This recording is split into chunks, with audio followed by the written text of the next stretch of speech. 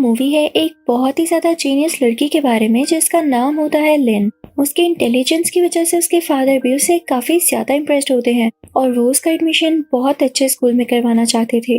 लेकिन जब वो लोग स्कूल में जाते हैं तो वहाँ की हेड मिस्ट्रेस इन्हें बताती हैं कि स्कूल की फीस बहुत ज्यादा है, क्या आप लोग इसे अफोर्ड कर सकते हैं। लेकिन जैसे ही वहाँ पर लिन बात करना स्टार्ट करती है तो उसकी बातों से और उसकी कैलकुलेशन से वो हेड मिस्ट्रेस भी काफी ज्यादा इम्प्रेस होती है और तो और वो उसे स्कूल में फ्री एडमिशन दे देती है। अब स्कूल में आते ही लिन की दोस्ती एक और लड़की के साथ हो जाती है, लेकिन वो लिन की तरह इंटेलिजेंट नहीं होती। लिन उसे मैथ्स की प्रॉब्लम सॉल्व करवाया करती थी। जल्दी इनका एग्जाम आ जाता है जिसमें लिन पूरे पॉइंट्स लेती है और उसकी दोस्त अच्छे पॉइंट्स लेती है लेकिन थोड़े से कम होते हैं। हालांकि उसे एग्जाम में कुछ भी नहीं आता था लेकिन लिन ने उसकी हेल्प की थी, तो ये दोनों फ्रेंड्स बहुत खुश होती हैं। उसके बाद लिन और उसकी दोस्त लिन के दोस्त की ऑर्गेनाइज की गई पार्टी में जाते हैं। तो बातों बातों में लिन को पता चलता है कि बेशक उसे फ्री स्कॉलरशिप मिली है, यानी उसका एडमिशन फ्री हुआ है, लेकिन कुछ फंड्स थे जो कि उसके फादर ने पे किए हैं। लिन वहाँ से जब अपने घर जाके रसीद देखती है तो उसे पता चलता है कि वाकई उसके फादर ने 2 लाख सिर्फ फंड्स ही पे किए होते हैं।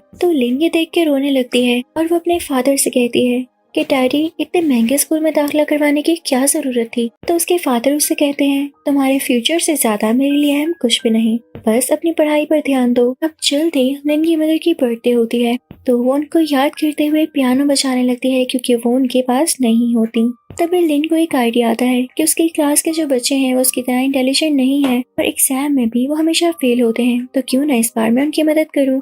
तो वो उन सब लोगों को बुलाती है और उन्हें कहती है, ये देखो, जैसे मैं पियानो प्ले कर रही हूँ, इन उंगलियों के इशारों को याद रखना। अगर मैं इस तरह से अपनी फिंगर्स करूँ तो इसका ऑप्शन ए होगा, इस तरह से करूँ तो बी या सी या डी होगा। तो सब बच्चे उसकी उंगलियों के इशारों को याद रख लेते हैं। और जब एग्जाम्स आते हैं तो लिन अपनी उंगलियों के इशारे से ही एग्जाम्स में उनकी मदद करती है। इस तरह से वो क्लास बहुत अच्छे मार्क्स लेने लगती है। जब इन एग्जाम्स का रिजल्ट आता है तो इसकी क्लास का रिजल्ट टॉप पर होता है और इसी क्लास में जिसने टॉप किया होता है वो जाहिर सी बात है कि लिन ही होती है, और जो बच्चा सेकंड पर आया होता है उसका नाम होता है बैंक। वो दोनों अपने स्कूल को रिप्रेजेंट करते हुए कंपटीशन में हिस्सा लेते हैं जिसका नाम होता है टीन जीनियस। तो क्योंकि बैंक भी बहुत इंटेलिजेंट होता है तो ये दोनों ही कंपटीशन जीत जाते हैं। तो हेड मिस्ट्रेस और बाकी सब इनसे काफी खुश होते हैं। तो हेड मिस्ट्रेस इनसे कहती है, कुछ बच्चे ऐसे भी हैं जो कि स्कॉलरशिप पर पढ़ रहे हैं, लेकिन लिंक और बैंक मैं तुम दोनों से बहुत इम्प्रेस हुई हूँ। तुम दोनों ने तो हमारे स्कूल का नाम रोशन कर दिया है, तो मैं तुम दोनों को एक अपॉर्चुनिटी दे सकती हूँ। लेकिन एक बात ये है कि तुम दोनों में से कोई एक ही उसको अवेल कर सकता है, और वो ये कि तुम लोग सिंगापुर जाकर स्कॉलरशिप पर पढ़ सकते हो, यानी बिल्कुल फ्री।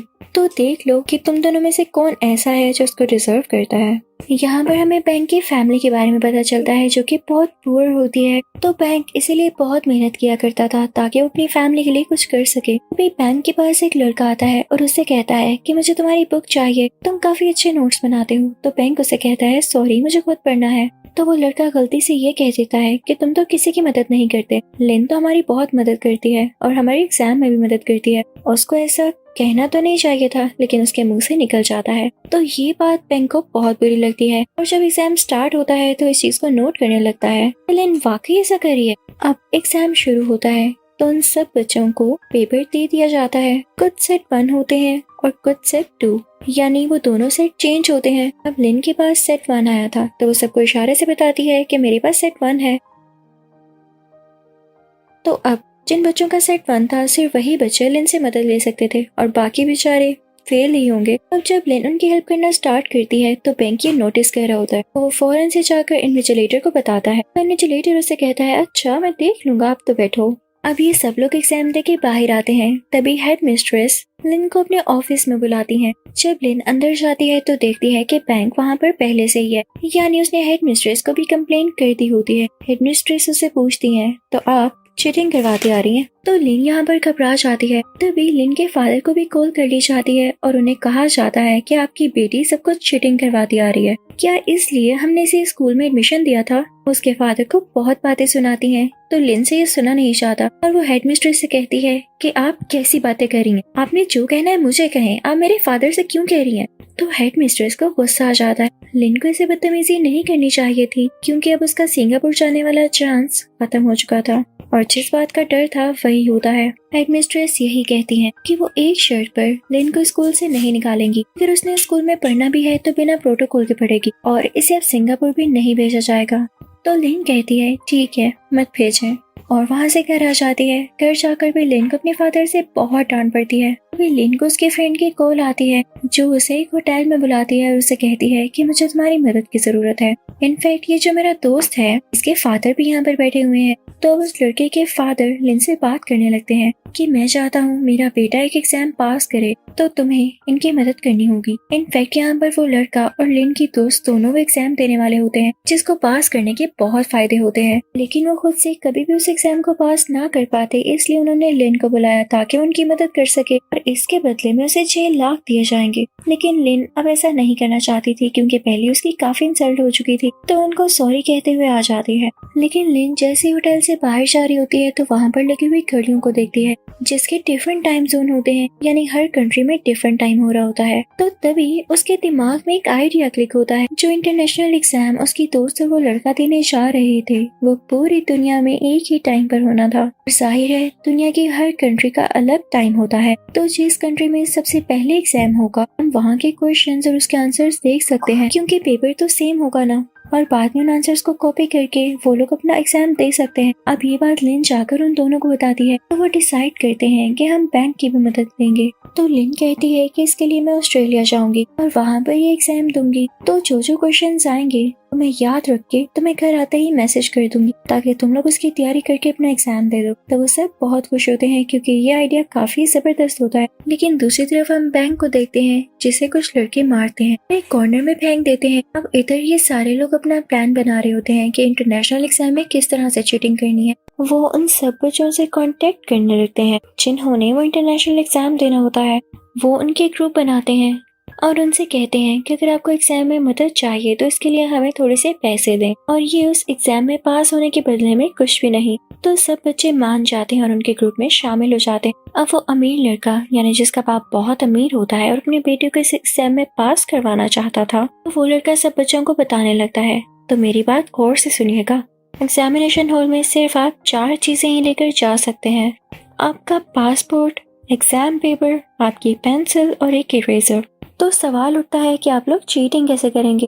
तो ये कि बैंक और लिन ऑस्ट्रेलिया जाएंगे और वहाँ से एग्जाम के क्वेश्चन याद कर लेंगे, लेकिन ये सारे बच्चों को तो टेक्स्ट मैसेज नहीं कर सकते, तो इसलिए ये प्लान करते हैं कि जैसे पेंसिल के ऊपर एक बार कोड होता है तो उसी तरह से ये फौरन से अपने आंसर्स को प्रिंट करवाएंगे। वो बार कोड इस तरह से प्रिंट होगा, जो कि बार कोड में सबसे मोटी लाइन होती है वो ए होगा, उससे पतली लाइन बी, उससे पतली सी और सबसे पतली लाइन डी। तो सीक्वेंस वाइज इसी तरह ये लाइंस होंगी, हर लाइन की विड्थ उसके आंसर के मुताबिक होगी। तो ये बार कोड का प्रिंट वो पेंसिल्स के ऊपर पेस्ट कर देंगे और ये सारी पेंसिल्स उन सब स्टूडेंट्स को डिस्ट्रीब्यूट कर देंगे।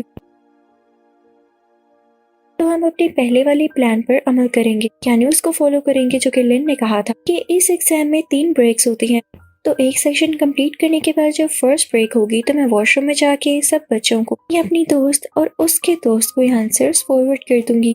तो वो ऐसा ही करती है। पहली और दूसरी ब्रेक में लिन और बैंक ऐसा कर लेते हैं, लेकिन तभी जब थर्ड ब्रेक होती है तो बैंक वॉशरूम में बहुत ज्यादा देर लगाता है। तो वहाँ पर एग्जामिनर आ जाता है और तेजी से दरवाजा खोलता है क्योंकि उसे डाउट हो गया था कि बैंक बार बार वॉशरूम जा रहा है। बैंक के हाथ से मोबाइल गिरकर टूट जाता है और उसे पकड़ लिया जाता है। दूसरी तरफ लिन भी वॉशरूम में नहीं जा पाती क्योंकि वहाँ पर और भी बहुत सारे लोग होते हैं। तो जब वो एग्जामिनेशन हॉल में वापस आती है तो ये देख के घबरा जाती है कि बैंक भी वहाँ पर नहीं होता, यानी जरूर कोई ना कोई गड़बड़ थी। अब पेपर का थर्ड सेक्शन स्टार्ट हो जाता है, लेकिन लिन को समझ नहीं आ रहा होता कि वो आखिरी सेक्शन के आंसर्स कैसे शेयर करेगी। तो उनको पेपर के साइड पर लिखकर याद कर लेती है, अपने मुंह में पेंसिल देकर वॉमिटिंग करती है। ये उसका बाहर जाने के लिए एक बहाना होता है। वो वहाँ से वॉशरूम चली जाती है ये कहते हुए कि मेरी तबीयत खराब हो रही है और मैं एग्जाम नहीं दे सकती। कि तभी वही एग्जामिनर उसके पीछे आता है। वो ऑस्ट्रेलियन होता है क्योंकि जाहिर है ये लोग ऑस्ट्रेलिया में थे और यहाँ के रूल्स काफी सख्त थे। तो वो उसे कहता है sorry ma'am, you have to come back, you should take your exam, यानी आपको वापस आकर अपना बाकी पेपर करना होगा। तो लिन कहती है मेरी तबीयत नहीं ठीक, मैं नहीं आना चाहती और मुझे एग्जाम भी नहीं देना, लेकिन वो एग्जामिनर उसे जबरदस्ती ले जाता है। तो लिन जाते जाते अपना सेलफोन किसी और के बैग में डाल देती है, लेकिन अच्छी बात ये होती है कि वो उसके आंसर्स पहले ही टेक्स्ट कर चुकी थी।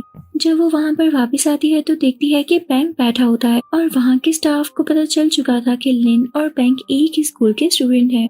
तो इनको इन दोनों पर बराबर का शक था, इसीलिए लिन को भी बुलाया गया था। लेकिन तब तक बैंक बोल देता है कि लिन का इसमें कोई हाथ नहीं। लिन अब वहाँ से वापस अपनी कंट्री यानी थाईलैंड आ जाती है तो उसकी दोस्त उसका वेलकम करती है, लेकिन यहाँ पर लिन काफी ज्यादा परेशान होती है। वो वहाँ अपने फादर से भी मिलती है, लेकिन उनको गले लगाकर बहुत ज्यादा रोती है क्योंकि उसे बैंक की टेंशन हो रही होती है। काफी दिनों के बाद जब ऐसे ही वो बैंक के घर जाती है तो देखती है कि वहाँ पर स्पोर्ट्स बाइक है और साथ ही साथ काफी महंगी महंगी चीजें भी हैं, जिसे देखकर उसे समझ नहीं आता कि ये यहाँ पर कौन लाया। तभी उसे बैंक नजर आता है जो उसे बताता है कि फिक्र नहीं करो, मैं वापस आ गया था, इतना भी कोई बड़ा मसला नहीं था और ये सब चीजें मैंने वहीं से मिलने वाले पैसों से ली हैं।